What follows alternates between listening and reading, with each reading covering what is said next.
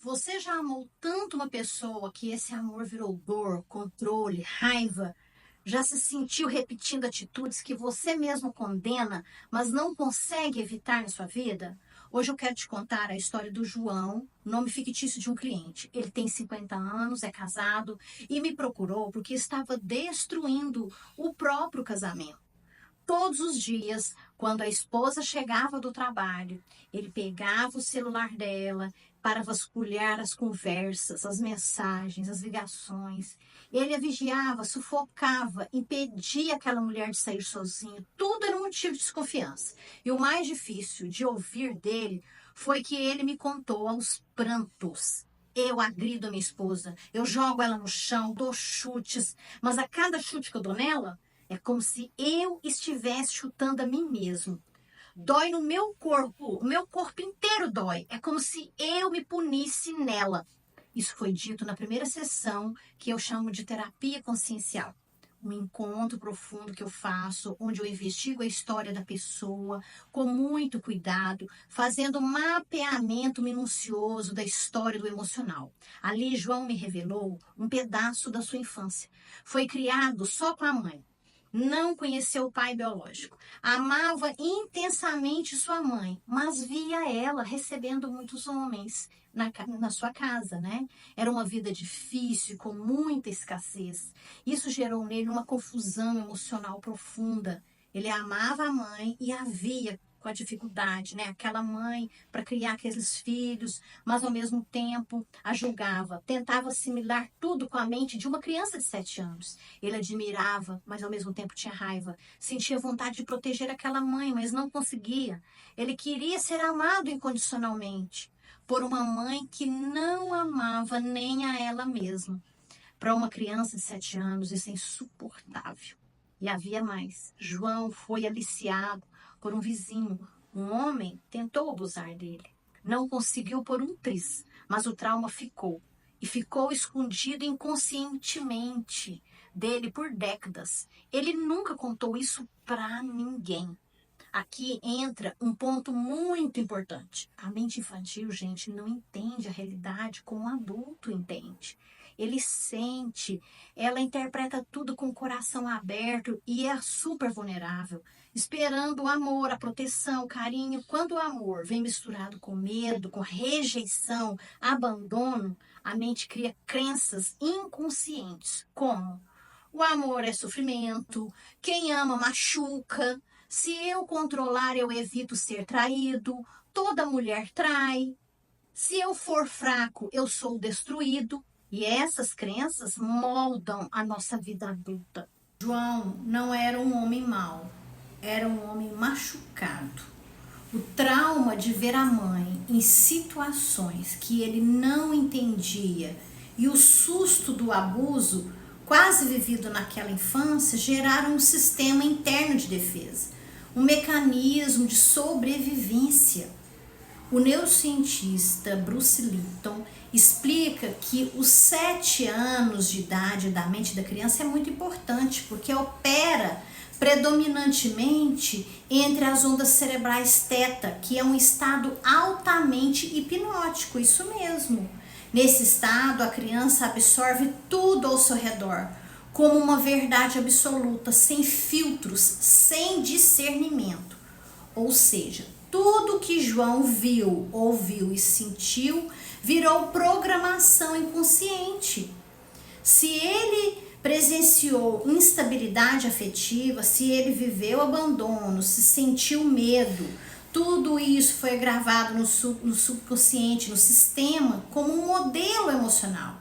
E ele levou esse modelo para sua vida adulta, repetindo padrões sem saber por quê.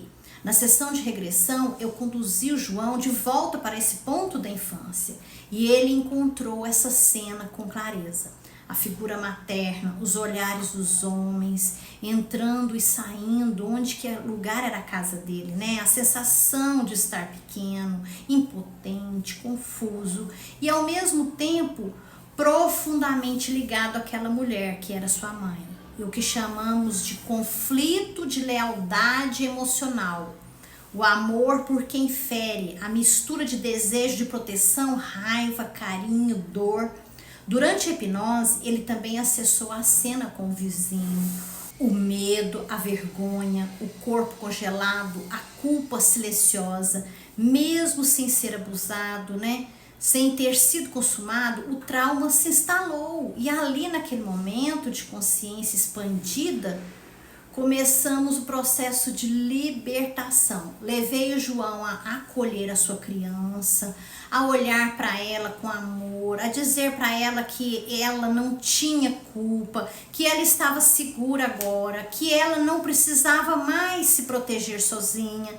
Trabalhamos o perdão, e aqui é importante dizer, não é o perdão que esquece ou apaga, é o perdão que solta os grilhões invisíveis que amarram a nossa alma.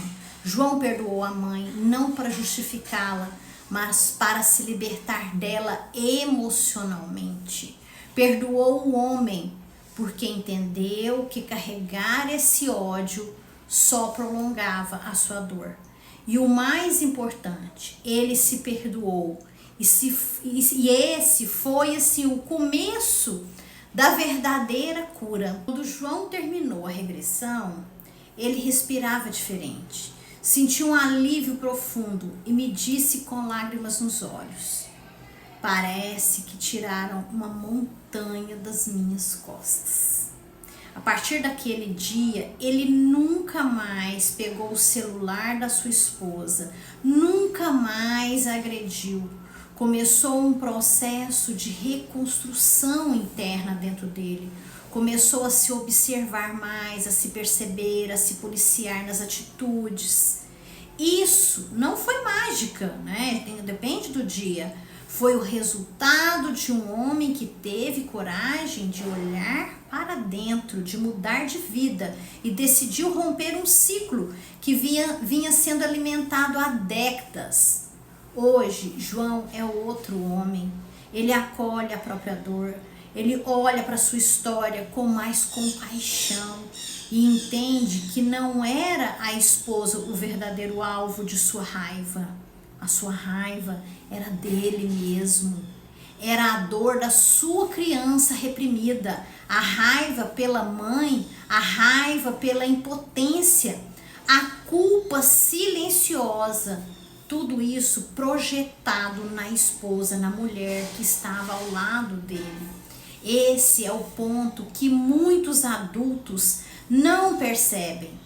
Quando não curamos a nossa infância, projetamos nossas feridas em quem mais amamos.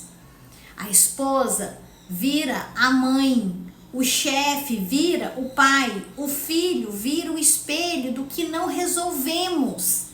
Por isso eu conto essa história para você, porque talvez você conheça um João, talvez você seja um João, ou talvez você conviva com alguém que é desse jeito.